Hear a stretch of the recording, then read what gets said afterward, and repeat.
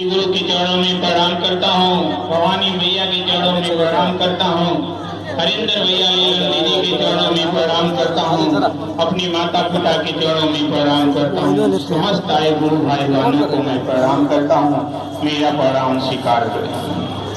हरिंदर भैया लीला दीदी के माध्यम से हमें 3 सूत्र मिला है।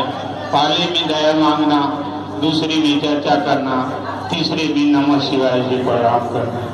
दया कैसे मांगते हैं? प्रेम से, भाव से।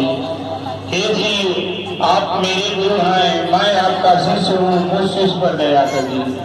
और दूसरे में चर्चा करना है, किसी अनजान भाई बहन से बताना है कि भाई हमने शिव को गुरु माना है, तब से हमारे जीवन में सुख शांति मिला है।